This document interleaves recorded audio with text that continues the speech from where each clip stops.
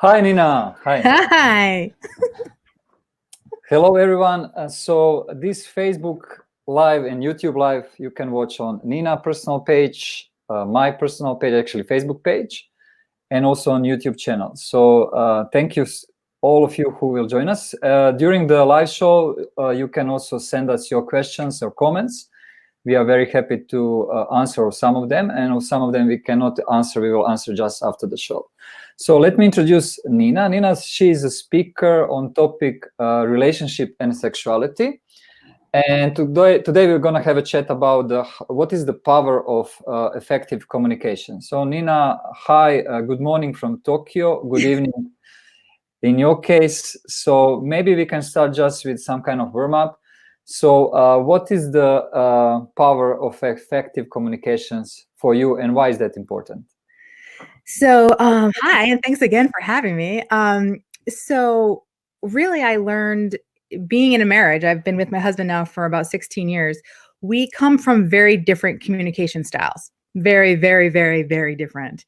And, like most married or most couples in general, we hit some really rough patches where there was such a difference in communication that it was really drawing a wedge between us. And that happened between, we have kids, so that happened with parenting issues, that happened with everything. And over the last 16 years, I've learned a tremendous amount about the power of effective communication and the barriers that make it very difficult. And once I figured out, at least in our case, and probably in most people's cases, once I figured out the barriers and I figured out the trick as to why they pop up, and then I was able to address how to get over them or how to work through them, it completely changed. It completely changed our relationship. And honestly, I think these skills can be used. It doesn't matter if it's whether it's an intimate relationship or not, but I do believe that intimate relationships kind of have a different level of of it. There's a different level of complication when you start talking about intimate relationships. And Nina, because now we are facing like one of the biggest financial crises in the last, 50 years, so who knows how many years. So that's one of the main reason of the people start to have a scared, or maybe the some problems with they didn't talk on a daily basis. Now they start to talk about that. So financial crisis actually affect our relationship. And so how is important right now when this kind of situation happen, global financial crisis, to actually have that effective communication with ourselves and with our partner, and what we can do to overcome those kind of external factors which affect us, like hit our financial and security, and then maybe some problems we don't talk usually. Now we have to talk because it's a scary, like now we realize, we face the truth. Is this is like right relationship or is not? Is my husband or my wife support me or not? How we can overcome our debt, if we have to pay the big debt, if we have a children, we have to pay the education. So there are many problems right now, and now actually it's a moment of truth, I would say. So is there any thought on that, like how to overcome this crisis internally? Yeah, so it's interesting. Most articles that you read when it comes to divorce, or when when they talk about the top 5 reasons for divorce, or the top 5 problems that couples go through, finances, infidelity, those are the top 2, right? And I'm going to challenge that. Not that I think that it's not accurate. Do I think that infidelity can ruin a relationship? Absolutely. Do I think money can put a ridiculous amount of stress on a relationship? Absolutely. But I think at the core of both of those is how we communicate about those things, because most of us are going to have financial stress in our lives. And it isn't like all of us are getting divorced. So how are the ones that are staying together during the financial stress, how is that happening? And the couples who are having intimacy issues, whether that leads to infidelity or not, they're not all divorcing. So how are they getting through it? And the common denominator that I see is how we communicate about it. So as far as finances go, I've been there too. It's absolutely a stressor in every relationship, especially when one of you is an entrepreneur and growing a business. It can be very stressful, and there's a lot of conversations that have to be had, and they're not. Two entrepreneurs. Yes. Yes. So you understand, it's hard.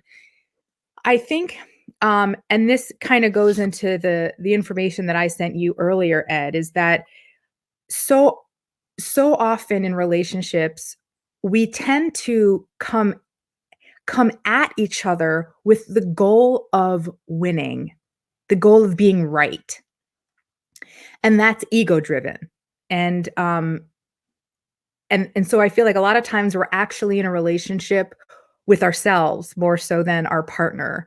And that's really kind of an underlying truth for most of us. And really what I believe is a huge issue with, that's where the barriers to communication come in. So having a conversation about finances or really anything, it can be a generalized statement here, is looking at it as approaching all the difficult things as a team.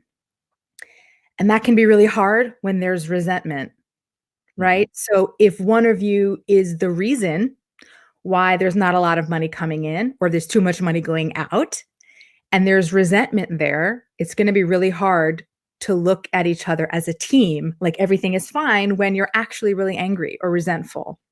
And so as far as communicating in general about these topics, it's so much more about understanding. I always say, if you're fighting to be right, stop, because that's not why you fight. So one example, like this morning, I had a conversation with my wife, and she told me, "Ed, I did some investment." I said,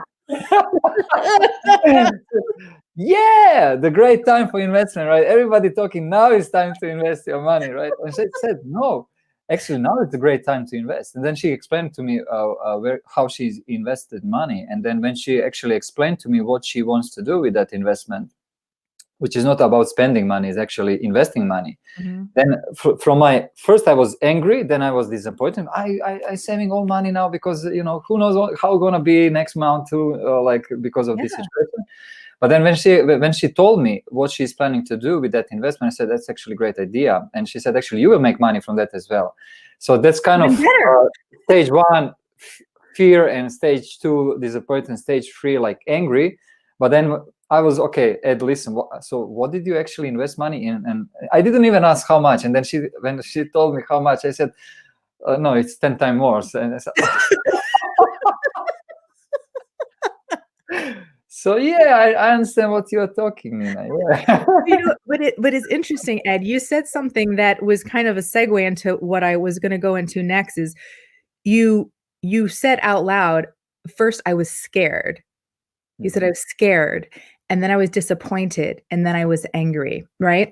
And regardless of the order of those, how in reality it might have been like you were angry first, and then you were scared. That's usually how it happens, right? So our first response is to be angry. Why are we angry? It is the most acceptable human negative emotion across all human beings. Anger is one of those things that disguises just about every single negative emotion. When we're jealous, it comes out as anger. When we're scared, anger. Embarrassed, anger. Insecure, angry. It's all, anger is just one of the, if not the most acceptable emotion there is to hide the emotions that we're really feeling that are not so acceptable or easy to talk about. It's really easy to be angry about something. Oh yeah, I'm really pissed off. No one's going to question it. No one's going to wonder why you're being so sensitive. You're angry, and it's okay, especially for men, which is another issue, is that men struggle with understanding the emotions that they're really feeling because no one's ever really challenged that for them. Anger is okay for a man. You're angry, that's okay. But really the guy is scared or embarrassed or feeling rejected, and it's coming out as anger, right? We're not immune to that either. We do that too. But I think societally speaking, it's much more acceptable for us to show that we're insecure or resentful or, but the the biggest takeaway that I could possibly give anyone is to understand that when you go into a conversation, let's take the word argument out because we also have to change that neuro-linguistic programming as well. Very rarely should it actually be an argument. Very rarely. I'm not saying that rarely it is. I'm saying rarely it should be an argument, but it's what emotion am I really feeling and how can I get that across to my partner? Because usually what's happening is we go into a conversation and what we're doing is we're bringing all of the equipment to make a boxing ring. We walk into a conversation with our boxing gloves hanging from the strings. We've got boards ready. We've got the strings ready. We're ready to build this boxing ring before we even start to talk. And that happens is because we're actually projecting, how are they going to react when I say this? That's one thing. We're kind of preparing for a conversation that hasn't even happened yet. The second thing is we're going in there to prove ourselves right. That's why most of us argue, because the point of the argument is the argument will be over when they realize that I'm right. That's how we go into it, right? And the problem with that is that who's right or wrong is 100% subjective. So there are times where, for example, my husband tends to be in an argument with the dishwasher very often, where like miraculously the dishes don't go into the dishwasher. They just kind of hang out in the sink, right? He says because they're soaking. But, so perfect example. This is a while ago, but I remember it because I remember practicing what I'm actually going to tell you right now. Is I work from home, so I usually all the household chores usually fall on me, and that's okay. I asked for it. I work from home, right? So, but I wasn't feeling it that morning, and the dishwasher was empty. Why are there dishes in the sink? It's like 3 centimeters from the sink is a dishwasher. Mm-hmm. So I'm fired up. He's at work, and I had this whole thing going on in my head. That was lazy. He thinks I'm like I sit home and watch soap operas and eat bonbons all day. What does he think I'm doing? Like I have work to do.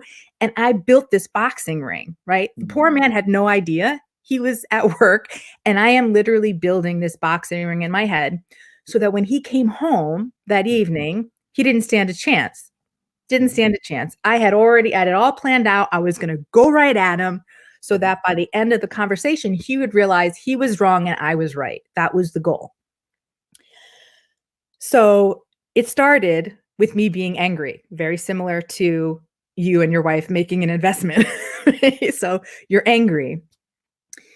And then what I realized was, it's my rule, it's my story that dishes should go in the dishwasher. There is no right or wrong. There's nothing wrong about putting dishes in the sink. Mm-hmm. There isn't. It's my opinion, and that's all that it is that he should have put them in the dishwasher.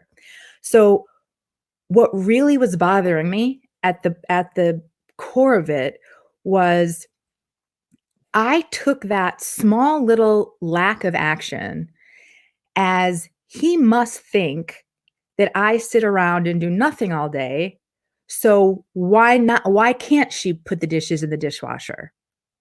So it wasn't that I was angry. I think there was a part of me that was embarrassed, maybe trying to prove myself. Like, I know that I'm not a millionaire yet, but in my head, I think I have my own stuff that goes on in my head about being a one-woman show and building a speaking business. And so because I'm sensitive to that, it doesn't take much for me to assume he's thinking that way about me as well. I wasn't angry at him.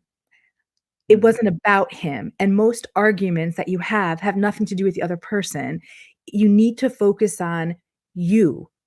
What feeling am I feeling? And how can I communicate that feeling to my partner? Not how can I show my partner that he's wrong and I'm right? That is one of the most paramount things in a relationship is when you learn to stop trying to prove your partner wrong, that is when communication actually becomes effective. Totally, Nina, and I have the same experience. Like when something we decided is important for us, and we are 100% sure that we want to, like, you want to be a speaker. I have my business, and I know what my action plan is. So I'm very confident about that. You are confident about your stuff, and then how we can communicate with our partner is critical. And if you feel that peace but sometimes, you know, what happened, like you said, like there is lack of communication because you already create that kind of virtual world of some reality which is not exist, is only exist in your minds, and you already have in your minds how your partner is going to react, and then you're just looking for approval, that to push that button that your partner is going to be angry, your partner is going to be sad, or your partner will not talk with you for a while.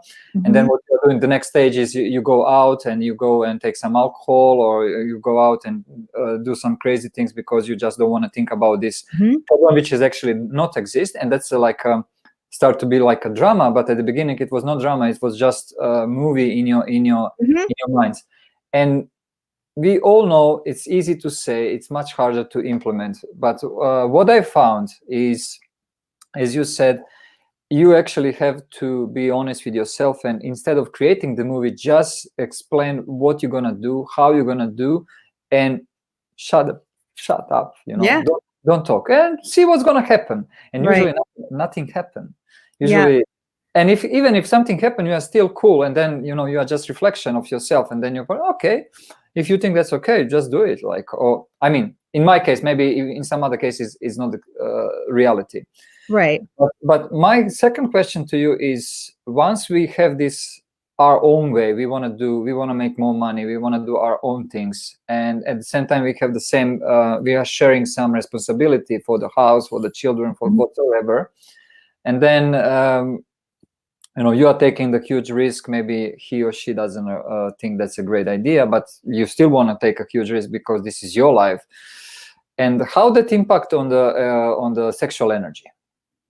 How that impact on the sexual energy? And because, you know, if you are living your world and your partner is living her or his world, then you start to be like two strangers in the room.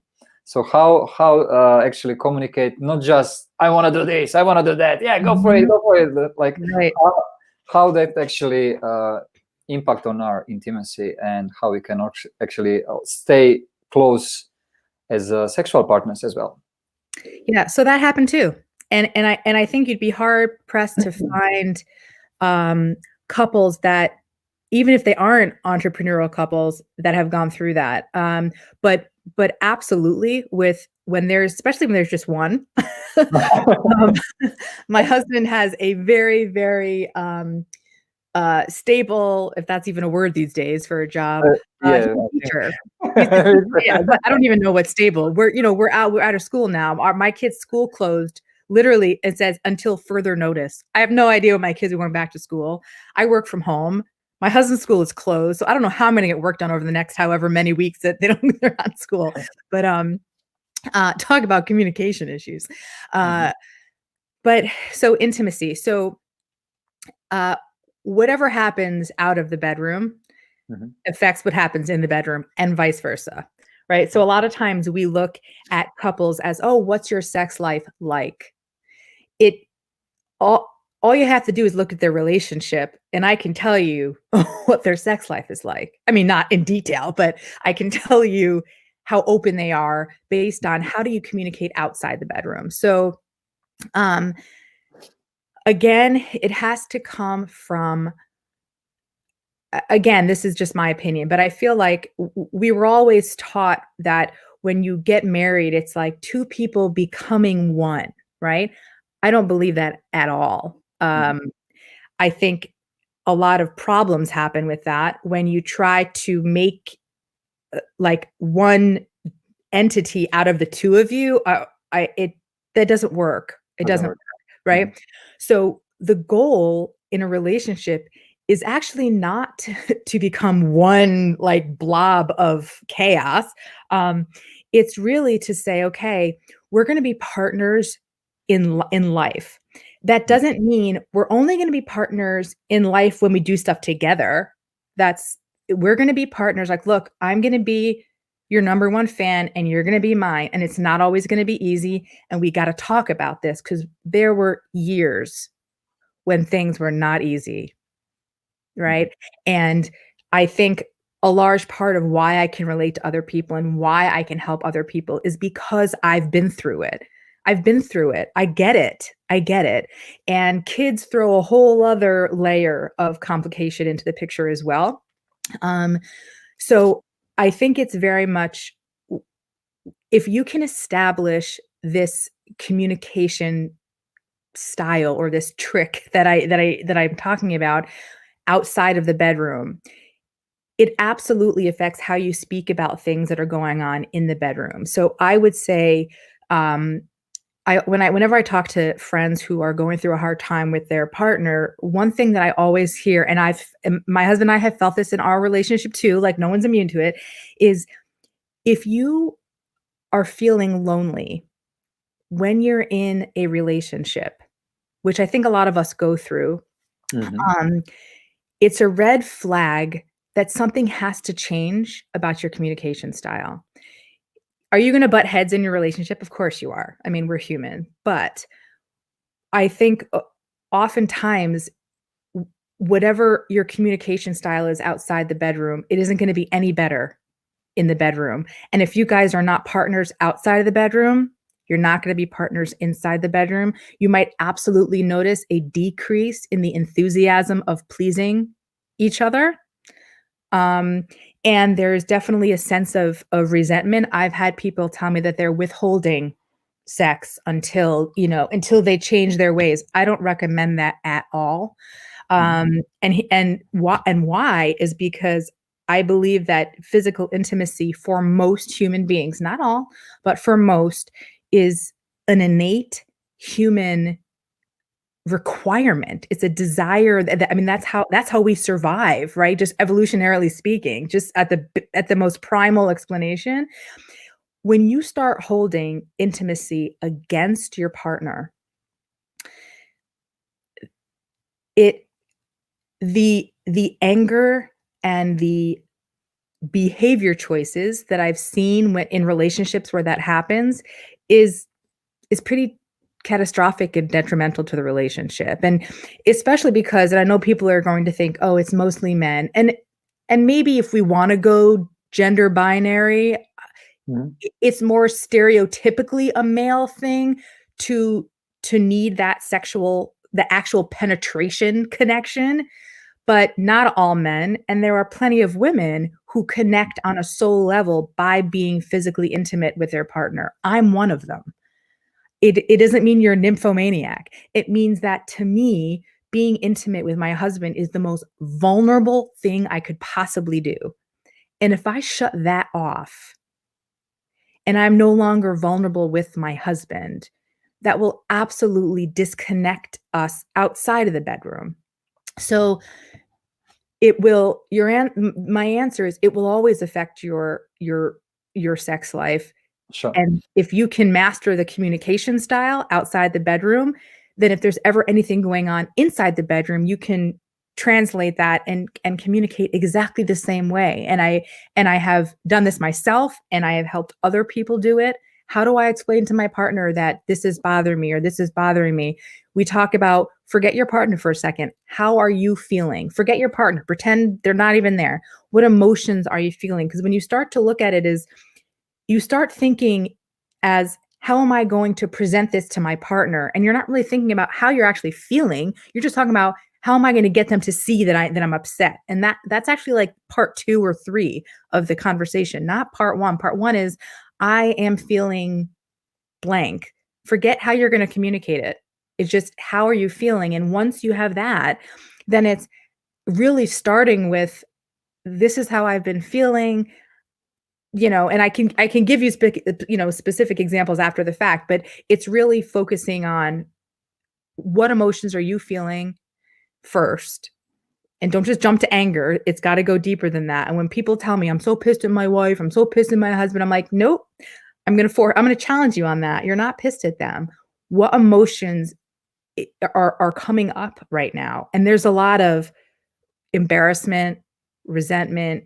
I'm afraid they're going to leave me. Believe it or not, a lot of those come way before the anger. But we don't want to talk about that because then we're dealing with, we're always protecting our ego. That's what we do, is we don't want to be seen in a certain light. So we kind of cater our conversation around how we want to be perceived when that's not really how we're feeling. Okay, Nina, I have a few questions, but I want to start about the ego first. Like, ego is perception of how we want to be perceived, right, in front of the others, even in a relationship, and that's like kind of people, or as you said, maybe connect with the man. So like, I want to be perceived like this in but then reality is maybe opposite, right? So that perception actually leads to the fake way of living and fake. So what happened that we as men we understand that we actually not perceive like macho or very successful man or very rich man or whatsoever, but then we try to convince ourselves that's just because my wife doesn't understand. But actually, I'm very rich, I'm very handsome, She doesn't know this, but I am rich and handsome and powerful. So I think that's also kind of because people usually say women are very emotional and men are not very emotional. We are also very emotional, but I don't believe that. I think we are both very emotional. Actually, the most common thing who want to decide to divorce are women, not men. Because interestingly enough, like paradox is you feel lonely in your own relationship with your partner. And then you are afraid to divorce because you don't want to be lonely. So how this kind of perception of ego, how we can accept our ego is some. I mean, we cannot ignore the ego. Ego is always there and it has to be there. But there is also super ego and like not only ego, but how we can manage that perception is that actually I don't care. I don't care what everybody else, including my wife, think about me. If I'm happy with myself, that's more than enough. Instead of try to impress, wow, today I had a great day, even if I didn't.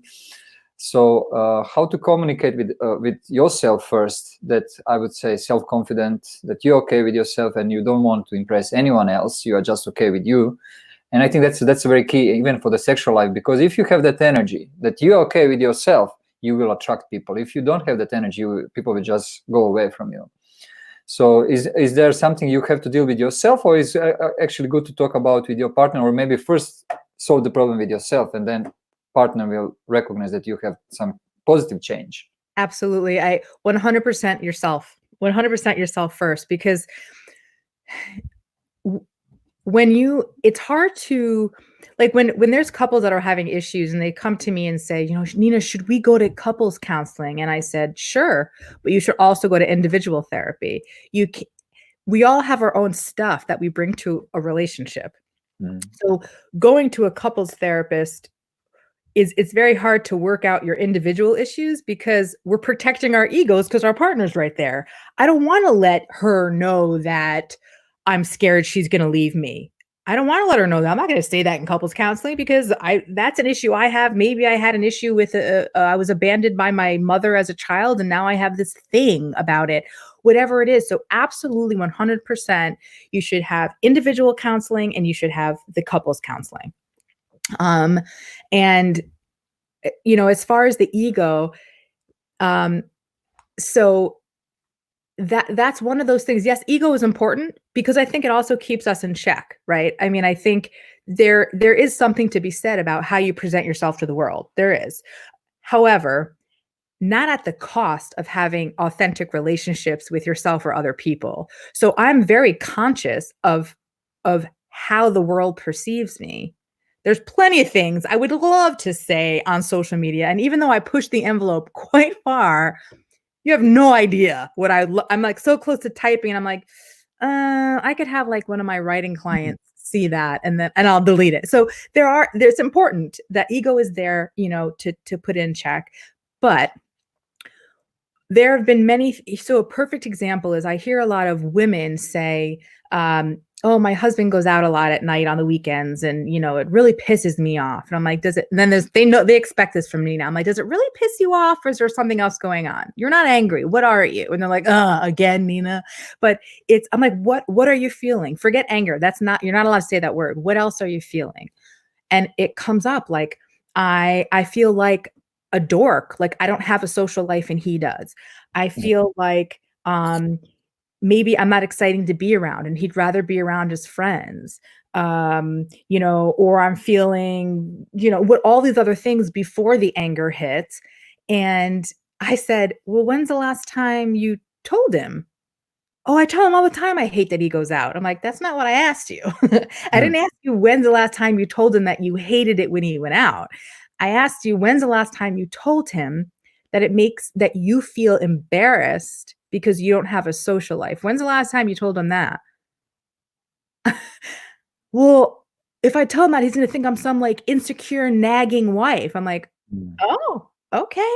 So then it's this whole passive aggressive game. So how can I drop hints to get my point across, but still save face and not be seen as the insecure, nagging wife? Well, what happens is absolutely nothing. You're still arguing about it. You're still left feeling those feelings. He's still going out. So what happens?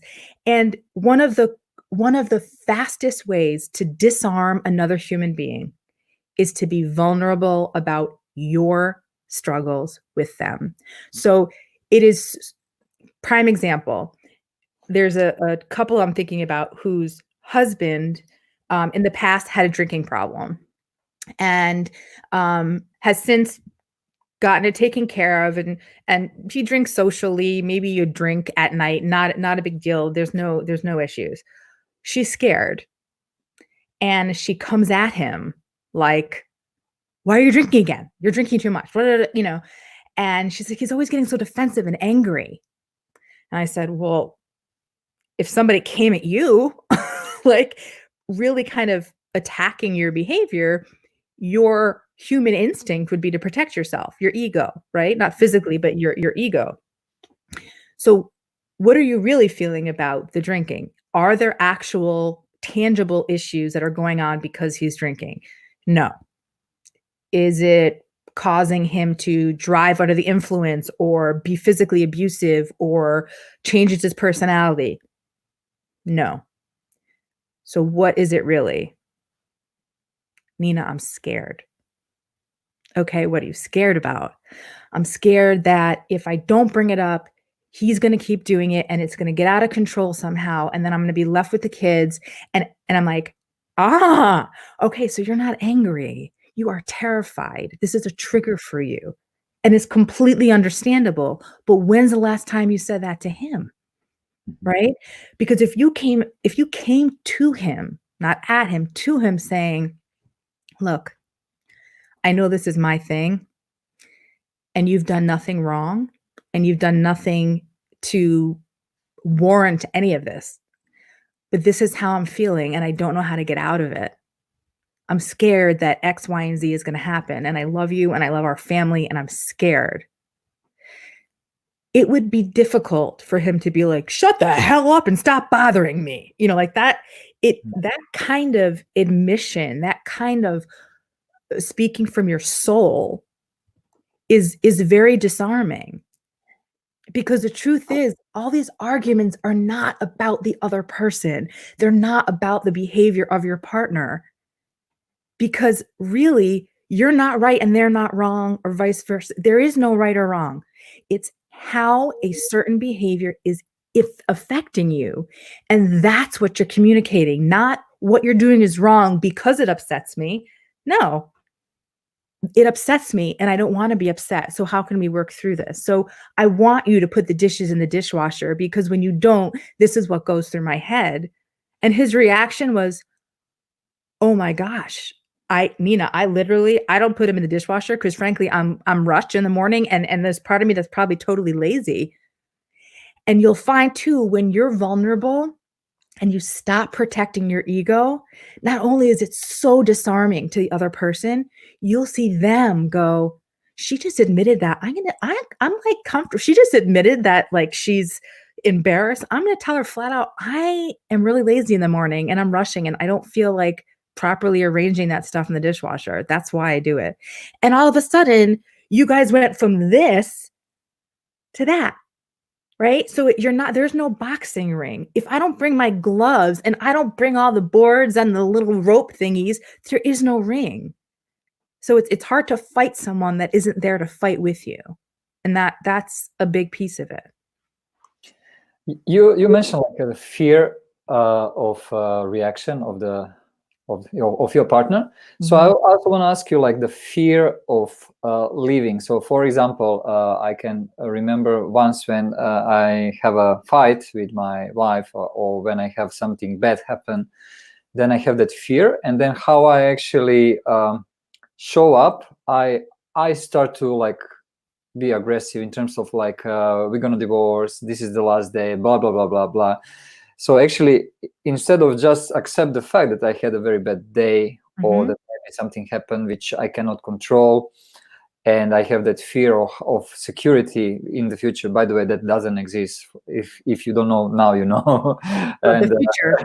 of the future. Yeah. So, and how that like actually fear of leaving, that you will lose someone, even you are living with that person for 10 years, 15 years, 20 years, and then you feel like, oh my God, if I lose that person, I will be alone or whatsoever. I don't know how to proceed.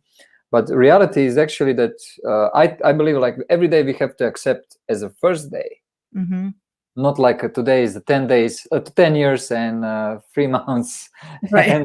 and second week. So we have actually the reality is that every day is the new day, and we have to try to make that day work for us and try to make that day works for our relationship. And if it doesn't, then we might think, okay, maybe I have to do something like even like a divorce. And where that fear of leaving coming from, is that just because of financial security, or is there something else much more deeper reason, as you explained beautiful on every question which I ask you today? So how we can overcome that fear of leaving and live a freedom and be in a healthy relationship instead of just being in a relationship because I feel fear of leaving? So that's a great question. And I wish it was a super easy answer, but I can tell you this, is that I actually had a girlfriend go through this past year. And she actually, we've had this exact workshop. This actually is typically about hour and a half workshop that I usually charge for. So this is free right now. Anyone who paid for it in the past, I'm really sorry. But we talked about this, and she had said, Nina, I'm not happy. Like, I'm not happy in my marriage. He was the breadwinner. They have children, and she was scared. And I think, especially coming from someone like myself, who I'm in business for myself, of course. I mean, yeah, I'm sure that there's, what is it called? What is it called when you divorce and you pay alimony? Is that like a thing? I guess maybe there's that. But the truth is, if my husband and I ever got divorced, that would be really scary. I certainly couldn't afford a house like this. I would have to get an apartment, and it's logistically, it's terrifying for most people, with money issues or without money issues. And I think what's so important above all relationship fears is the confidence you have in yourself to survive on your own.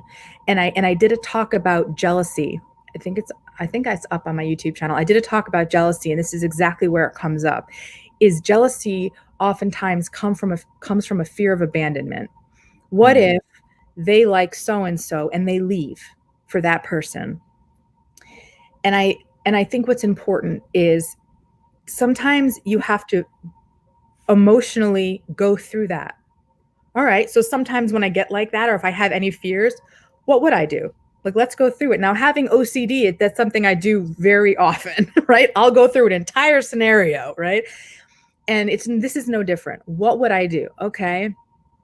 I've had this fear of sudden death of my husband.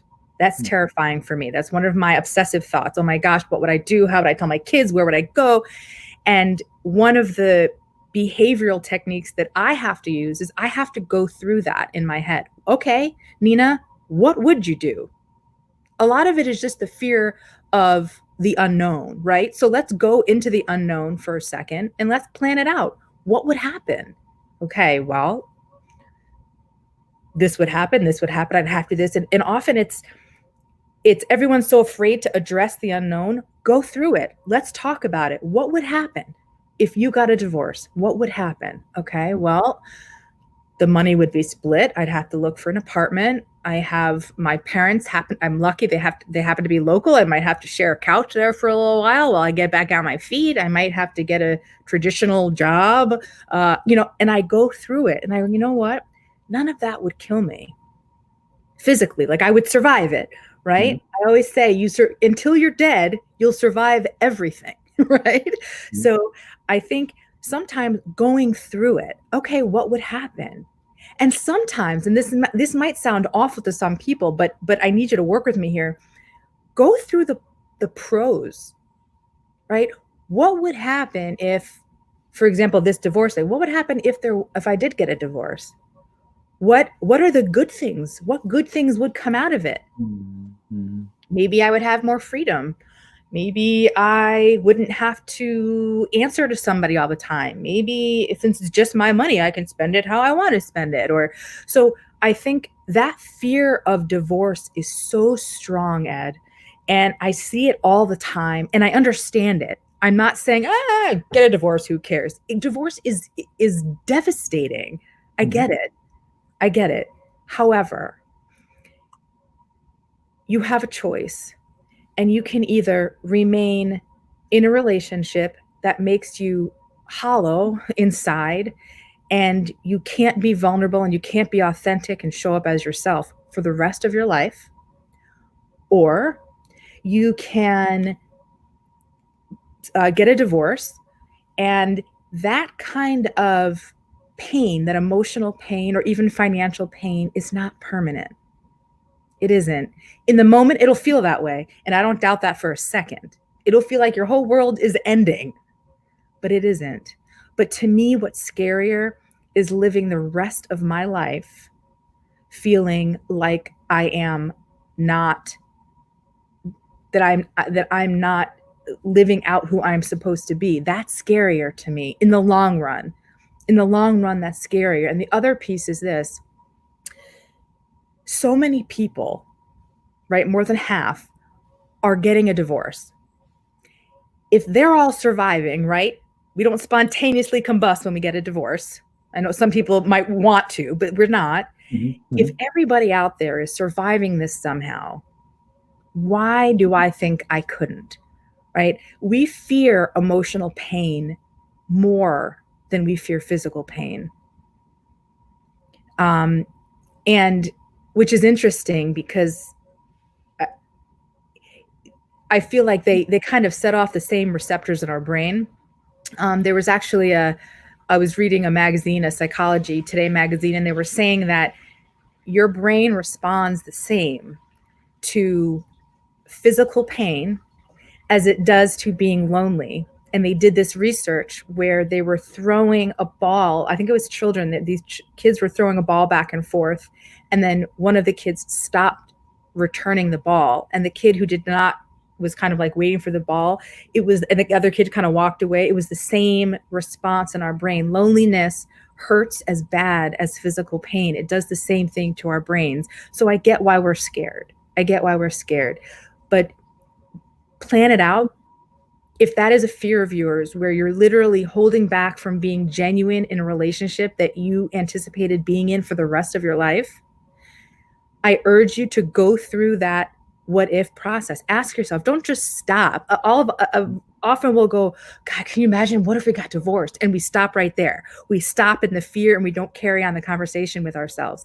Have the conversation with it. What if? What if you did get a divorce? What would happen? And I've had that conversation with men and women who say, oh my gosh, I think we're heading down the divorce. What if we get a divorce? I said, I don't know. You tell me, what would happen if you're going to divorce? Oh, where would the kids go? I don't know. Where would the kids go? Don't be scared of that conversation. Have it with yourself. And very often you'll find, once you realize, wait a minute, it isn't like people get divorced and all of their resources disappear into the abyss. It's like, okay, you know what would happen?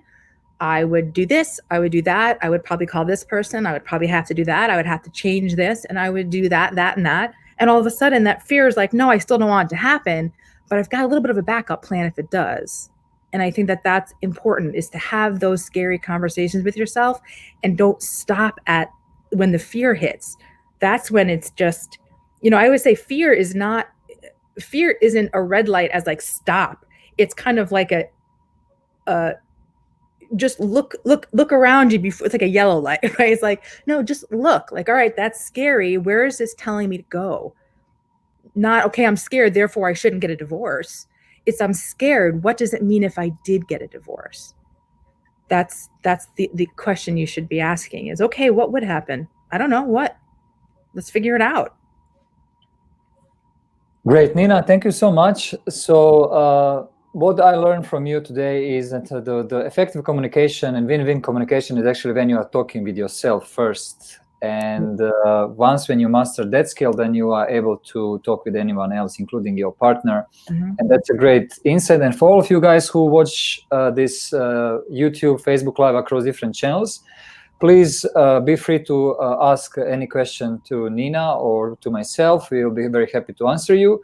And Nina is a speaker about very important topics, sex and relationship. And if you think Nina will be a great speaker for your community, please invite Nina. And Nina, thank you so much. This was so important for me and for, I believe, for the people who watch this video to learn in this kind of specific moment in our economy and global economy, how that affects our relationships. And you really make me think about why we are creating the problem which is not exist, or if problem exists, I have to face that problem and go through the problem instead of just be worried and think about what's going to happen. Actually, is nothing going to happen. Usually, like there is also evidence like what we worry 80% of the time never happen. Right. And 10% happen, and we don't have any impact on that. And we have only impact on 10%. And that's what I recommend people to focus on, what you really have impact on, and that's you. Yeah. Nina, thank you so much. This was great. Thank you so much. Live streaming. So thank you all for who make some comments. Judy, hi. I see some people on the YouTube, so we will get back to you. And yeah, have a great Thursday evening or Friday if you are based in Asia. Yeah, it's gonna be, like, I don't know when my kids are going to be back to school. Thank you, Nina. There's a lot of communicating at my house, I'm sure.